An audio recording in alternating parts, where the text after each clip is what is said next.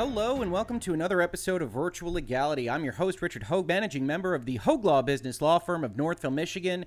And today we are talking about two of my favorite things, video games and economics. What you see on your screen right now are a couple of the covers, maybe all of the covers, for NBA 2K21, which is going to be launching on current-gen systems as well as next-gen systems. And the big news that came out of 2K's announcement of this game is, as Ars Technica says, that 2K broke gaming's de facto $60 ceiling and will be asking $70 for next generation NBA 2K1. And this has been a topic of conversation amongst gamers, certainly of a certain vintage like myself, and just on forums for a long time. I had thought, frankly, that there was going to be a price increase during the last generation, really at the start of the PlayStation 4 era.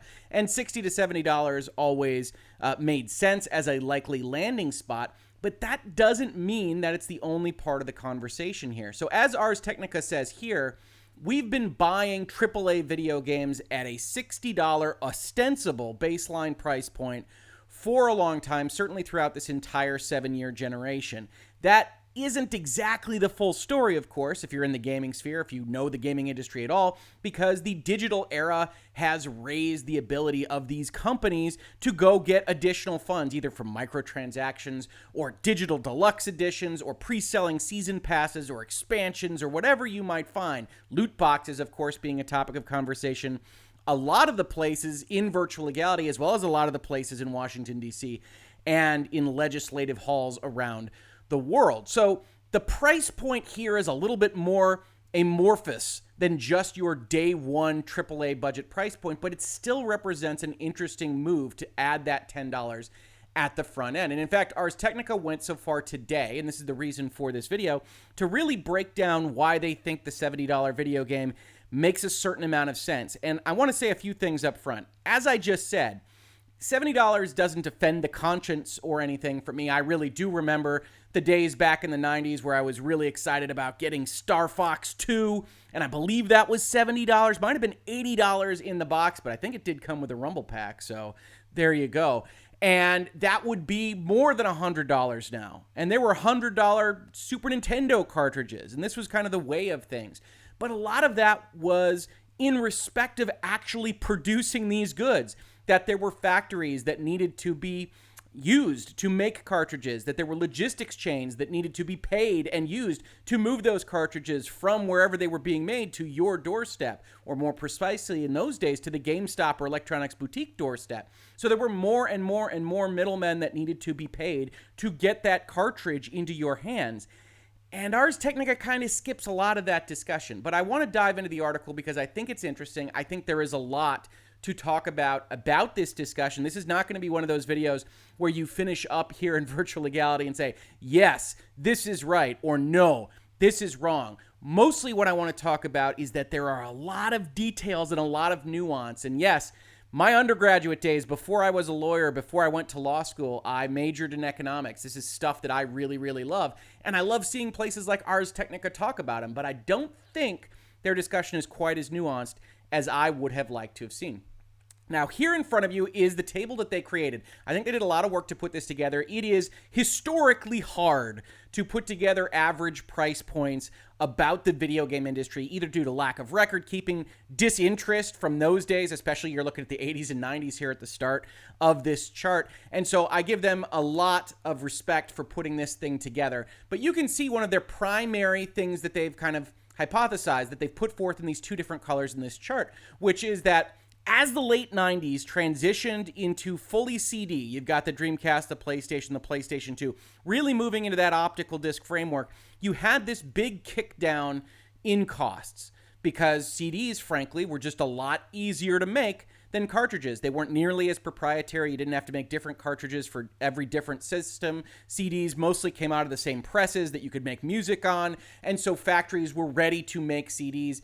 This kind of transitioned into Blu-rays as things went along, but you can see, indexed for inflation, the actual day one cost of a video game has been sneaking downward this whole time. And we know that to be true.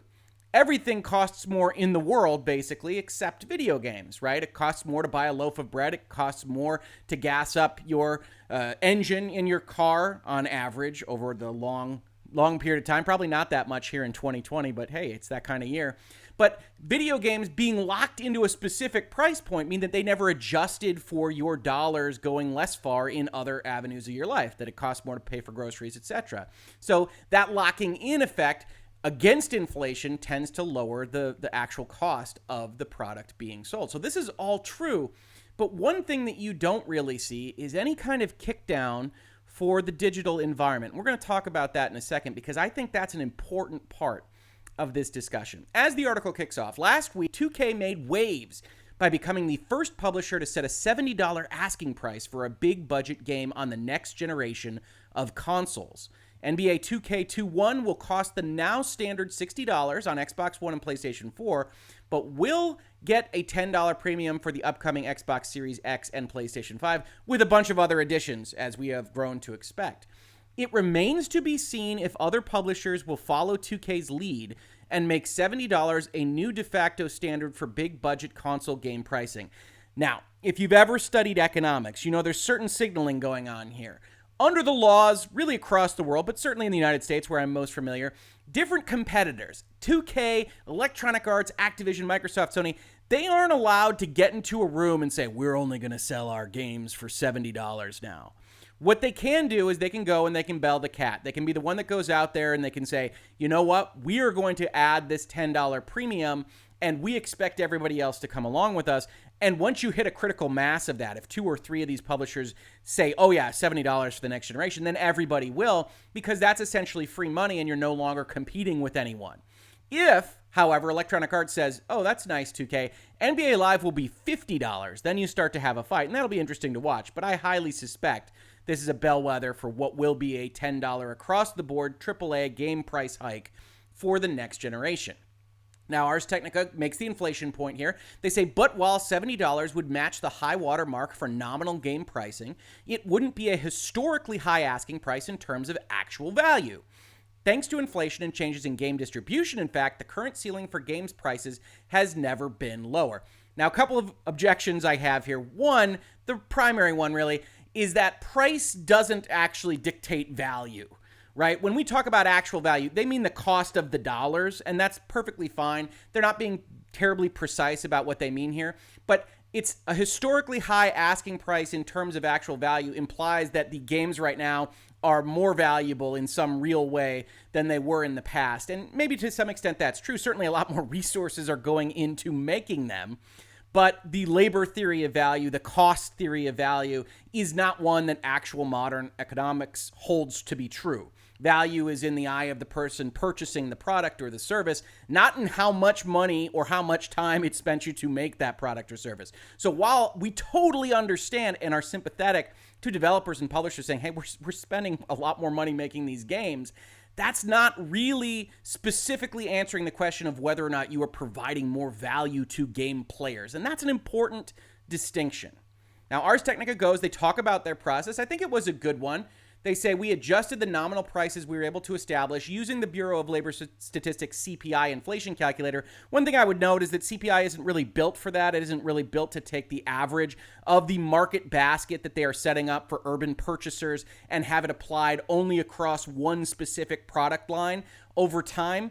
So it's not a perfect match, but I don't know that there was a better one, so we'll give Ars Technica it. But this isn't going to be what you would consider scientifically proven, although the trend lines are probably pretty useful. Then they say a few things. They say to avoid the influence of low-priced bargain bin games or retailer discounts, we focused on the highest asking prices for individual games we could find in each year. Now, that makes a certain amount of sense for what they are trying to do scientifically. They're trying to put this chart together. They're trying to make like match for like. They're trying to figure out what 1981 looks like in 1999 by making a basket of goods that is somewhat similar. That being said, when the premise of the article is that $70 makes sense now, and you are doing all of this work, you're putting this chart together to kind of backstop that argument. One of the things that happens is that you shouldn't be skipping the external pressures on the price point as part of your analysis. right? They say they are avoiding low-priced bargain bin games or retailer discounts. That's fair for putting together the chart. It's not so fair when comparing market to market, right? When we think about why the price of AAA games has not moved from $60, and we're going to talk about that to some length here in this video, one of the major reasons for it is that digital distribution has allowed lower-priced game alternatives to AAA, maybe rising to AA, but maybe not, that are afforded to people that wouldn't have had the chance to play those exact kind of games in 1989. Right? If you have a Nintendo cartridge, you have a certain amount of spend already put into it, already put into making it and getting it out to homes. And yes, if that game is trash and not very good, then that is something to analyze and maybe not something to put into your chart. But that is entirely different from talking about the Nintendo eShop of 2020 that releases 50 games a day, seemingly, about 10 of which are actually pretty decent, and almost all of which they will sell you for less than $15. And that is putting downward pricing pressure on AAA games. One of the most important things for you to take away from this video, if you take away anything at all, is that video games are not sold in a vacuum. We can talk about this kind of concept. Does $10 make sense? And I can agree in the hypothetical, but I want to talk about what the second order effects are of that change. Because gaming, AAA gaming in particular, aren't just being sold now against trash games on the original NES. They're being sold against brilliant indie games and free-to-play games and mobile games and all of this other stuff. And that's without even leaving the video game environment. If you aren't otherwise that inclined to play video games, or maybe you're just on the margin, there are so many other entertainment alternatives beamed directly to your house for a lot less money that this becomes a more important conversation and not one that you can just limit to analyzing within the scope of the video game ecosystem. Now, Ars Technica continues, says, hey, I'm old enough to remember $70 cartridges. The resulting data is a little noisy from year to year, depending on which specific games were included on existence advertisements we could track down. Over time, though, the pricing trends are still pretty easy to spot. While nominal cartridge game prices in the early 80s topped out at $30 to $40, inflation makes that the equivalent of $80 to $100 per game these days. Now, again, one of the things we're ignoring here is that the actual video game ecosystem, the number of computers that could run games, the number of NESs out there, doesn't match at all the actual platform user base that is in existence right now in 2020. In general, once you lower logistics prices down to a bare minimum of digital transmission, once you increase the platform base into the hundreds of millions, you expect that downward pricing pressure. You expect to have prices maintain a certain amount of stagnancy. It doesn't mean $10 isn't right for right now, but it does mean that your thesis is starting to suffer a little bit based on the assumptions that everything today is the same except for pricing as it was in the late 1980s or the mid-1990s, and that just plainly isn't the fact. As the industry transitioned into 16-bit cartridges in the 90s, though, nominal prices for top-end games rose quickly past $60 in nominal dollars and $110 in inflation-adjusted 2020 dollars. That's in large part because of the expensive ROM storage and coprocessors often included in games of the day. By 1997, late-era SNES and early-era N64 games were routinely selling for $70 at many retailers, the highest nominal prices the industry has generally seen, and still the equivalent of over $110 in today's dollars. Yep, absolutely. I can vouch for that. I can verify that. I can remember getting N64 games. They were very expensive. They were premiums. And you can understand why. It was hard to make those cartridges. Ars Technica continues by stating that there was an optical disc plateau. The late 90s transition to disc-based games relieved a lot of the cost pressure on physical game production, which translated to generally lower prices for consumers. Now, note this fact. We have had a secondary transition in the market since then, and it's somewhat ignored by this particular article. If you go and you look at any statistics that you can find, you will see that digital sales have started to take over the video game landscape.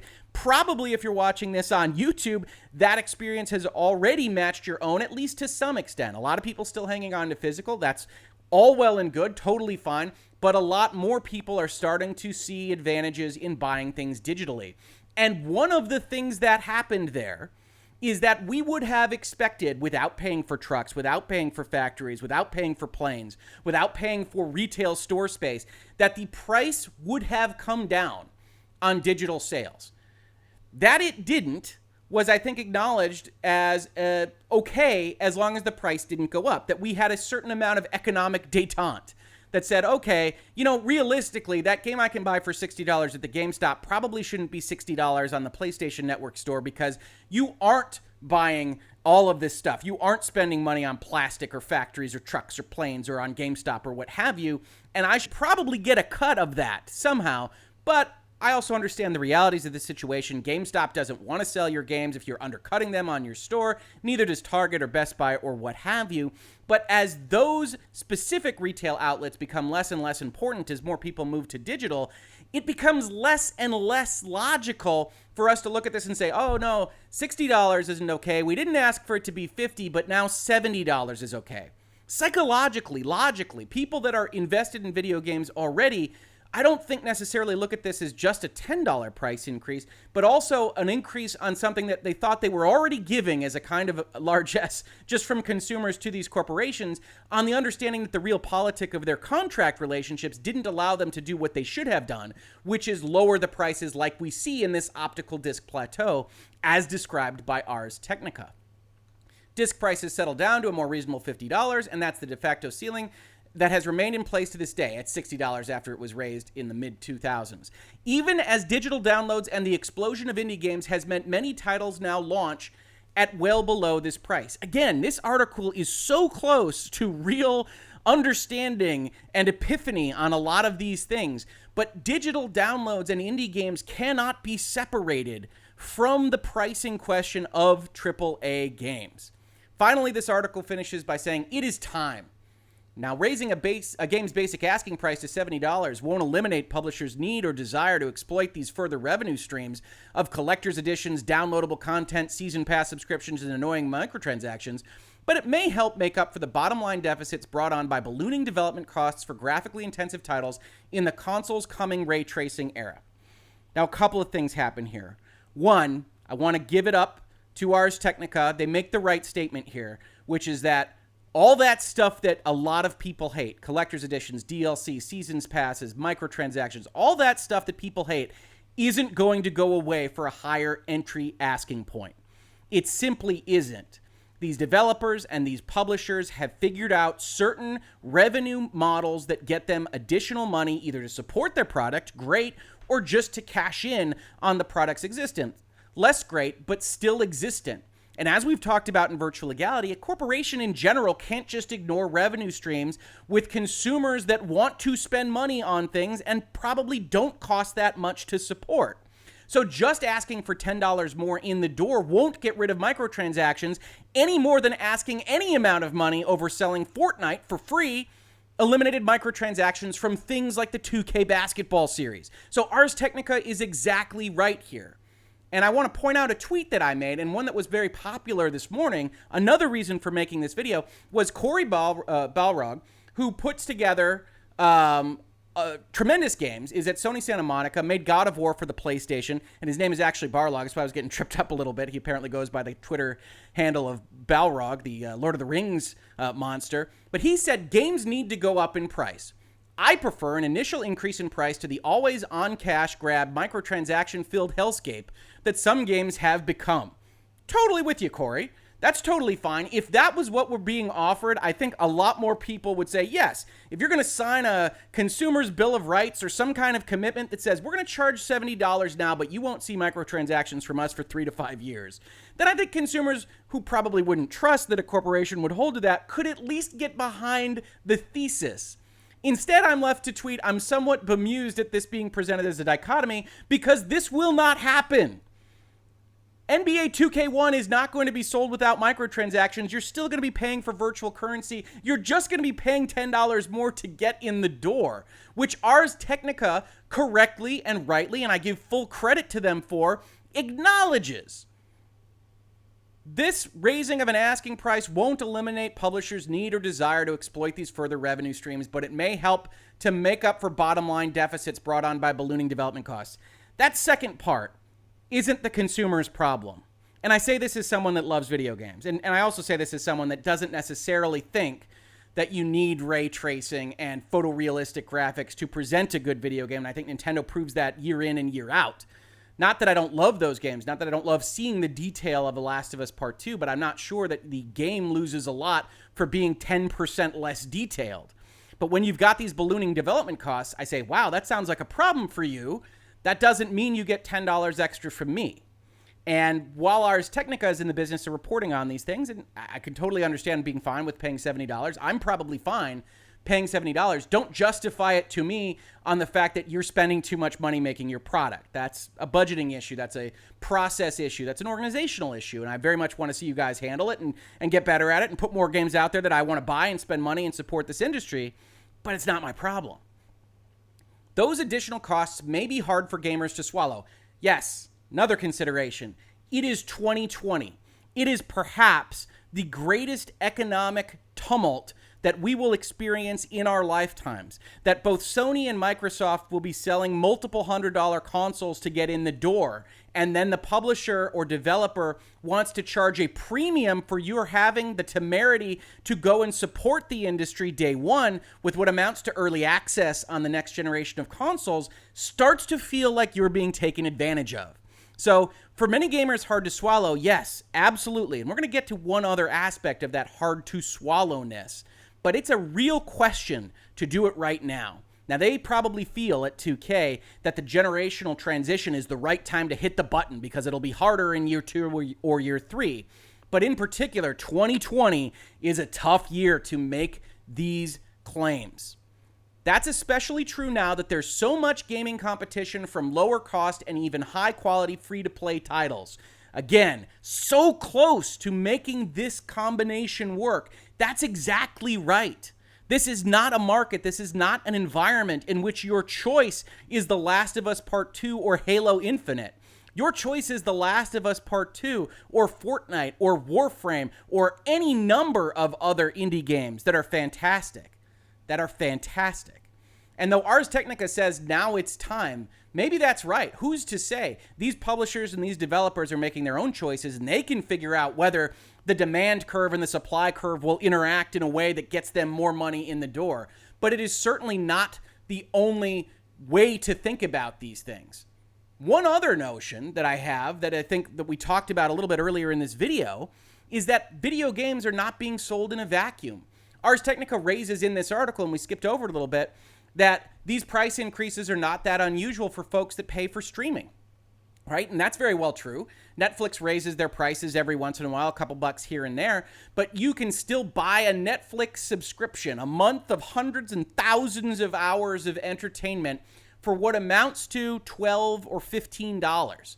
And when you start talking about a difference in price at the video game level of $10, you're talking about a difference in price of buying a subscription to Netflix, right? Netflix didn't exist in the 1980s and the 1990s. Nothing like it did. Hulu didn't exist. Any other competitor do you want? You want to watch Peacock or HBO Max? Whatever you like. It didn't exist in the same fashion as it does right now. And that is an actual piece of competition for video games. You cannot separate out Netflix and Hulu and HBO Max and all this stuff. YouTube. Hey, hi, Virtual Legality here on YouTube. You can't separate these entertainment options from video games. So when you say you're going to sell something for $70, that $10 can be interpreted by someone else as the difference between them buying Netflix for the month or not. And then suddenly you have an absolute question about whether or not they want to be invested in video games at all.